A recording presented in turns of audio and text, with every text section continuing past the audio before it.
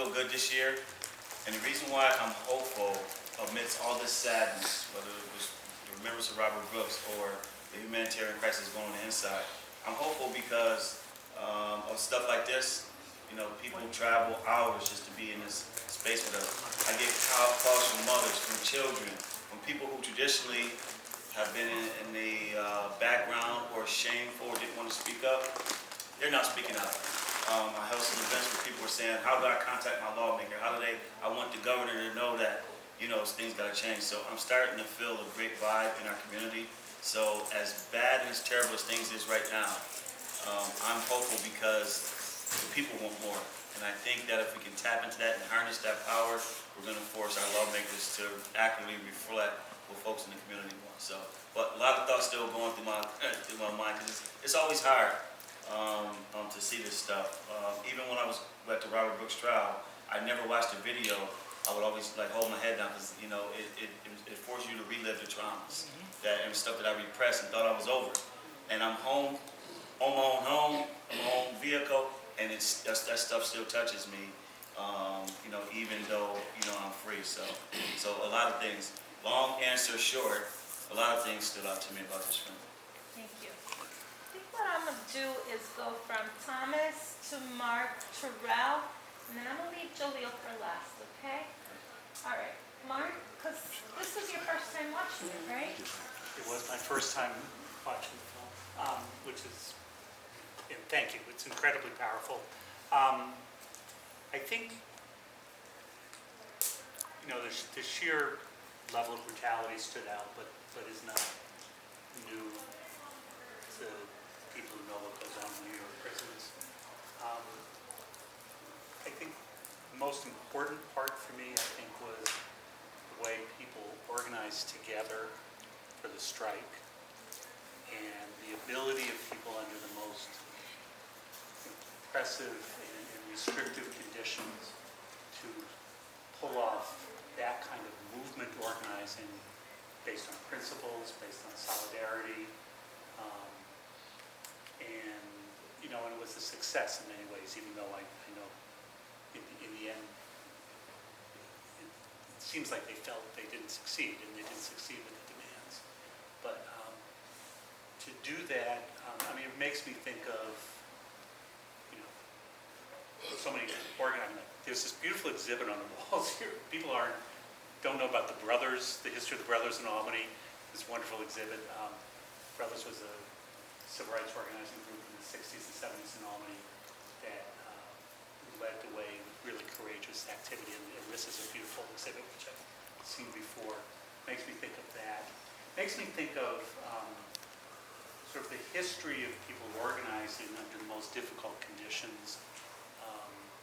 I'm old enough, there's a few other people in the room, old enough to remember George Jackson, remember when George Jackson was murdered, and to have read his book, Soul with That Brother, when I was in high school. It made a big impact on me.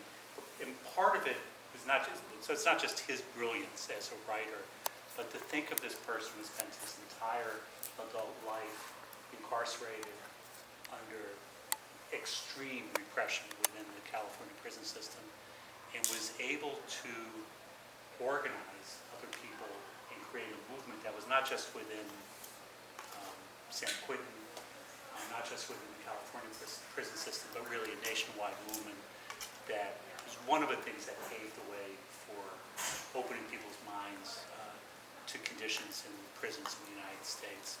I was thinking of that kind of organizing. I was thinking recently been rereading the history of Attica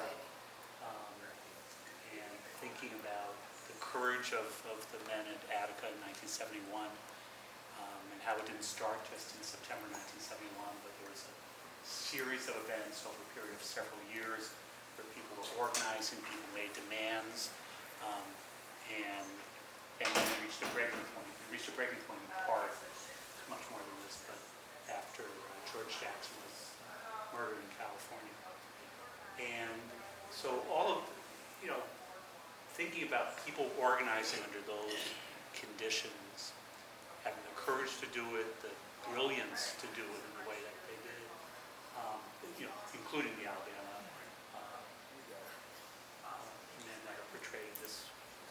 So that really struck a chord, and I think that we don't, um,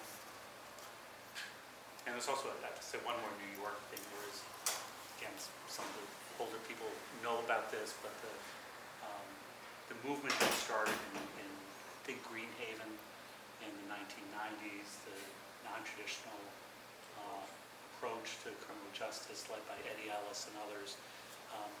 Again, people, this whole cohort of men starting in Greenhaven, I believe, is that correct, who study, produce written material. I have, again, recently was looking at some of these old materials, this 20-page thing that was put out in the 1990s by some of the men involved in that. Some were Stanley Bellamy, people may know Stanley, who's one of the leaders of rap now, was involved in that.